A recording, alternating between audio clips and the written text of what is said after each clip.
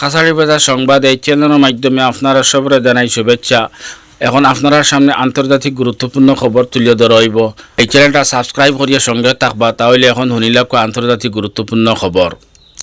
ফিলিস্তিনের রাষ্ট্র প্রতিষ্ঠা করার লাগিয়া আন্তর্জাতিক জোট গঠন করতে লাগবো, এটার ঘোষণা দিয়েছেন সৌদি আরবের পররাষ্ট্রমন্ত্রী ফয়সল বিন ফারহান।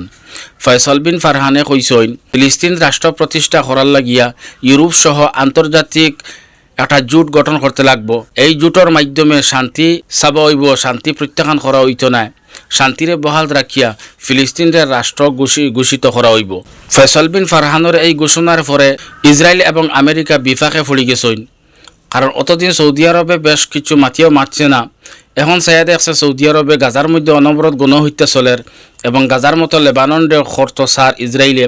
গতিকে সৌদি আরবে সার যে ইউরোপ সহ আন্তর্জাতিক জোট গঠন করত, যত দেশ সকলে চাইতরা গাজার মধ্যে যুদ্ধবিরতি হইত এবং গাজার মধ্যে শান্তি আইত, এই দেশ সকলরে আত লইয়া একটা জোট গঠন করা হইব এবং ফিলিস্তিনের রাষ্ট্র হিসাবে ঘোষিত করা হইব।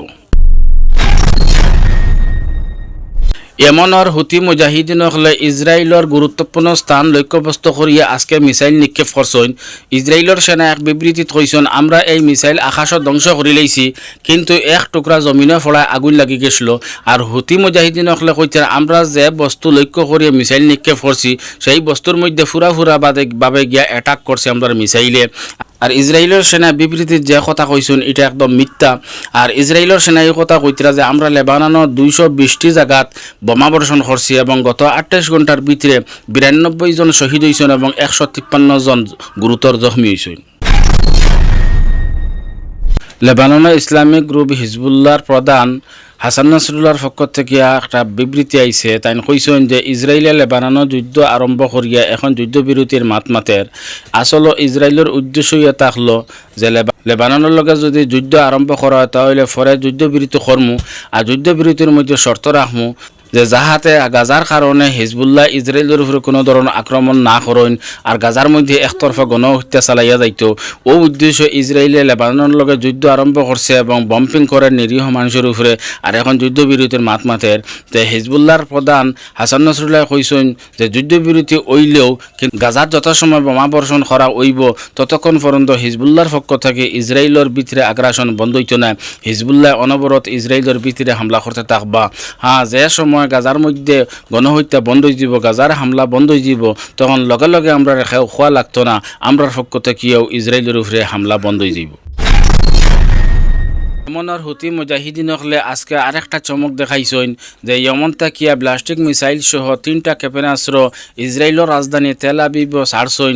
এতে ইসরায়েলের সেনায় কইতরা যে গ্রামও কিছু মিসাইল নিক্ষেপ হওয়ার কারণে 17 জন থেকে বেশি আহত হয়েছেন এবং অনেক ক্ষয়ক্ষতি হয়েছে এবং তেল আবিবর অন্যান্য আরও জায়গাতো ক্ষেপণাস্ত্র ফলার কারণে অনেক ক্ষয়ক্ষতি হয়েছে এবং সায়রং বাজিয়া উঠছে।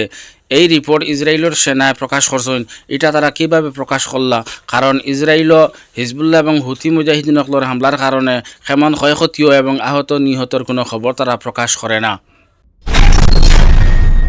ইরাকর ইসলামিক রেজিস্ট্যান্সে আরকাব মোটর ক্রুজ ক্ষেপণাস্ত্র গোলান হাইটে লক্ষ্যবস্তু করিয়া নিক্ষেপ করছেন। এতে আগুন লাগছে দামদামাইয়া, ইসরায়েলের অনেক ক্ষয়ক্ষতি হয়েছে, কিন্তু আহত নিহতর খবর পাওয়া গেছে না। কারণ ইসরায়েলের ভিতরে আহত নিহত কেমন হন এটা ইসরায়েলের সেনা প্রকাশ করেন না এবং মিডিয়াগুলো প্রকাশ করেন না। তো দেখা যায় এখন ইসরায়েলের চতুর্দিক দিয়ে হামলা আরম্ভ হয়েছে। এখন ইরাক থেকেও হামলা চলের, সিরিয়া থেকেও হামলা চলের, এমন থেকেও হামলা চলের, আর হিজবুল্লাহ হামলা খতরা চতুর্মুখে এখন হামলা আরম্ভ হয়েছে।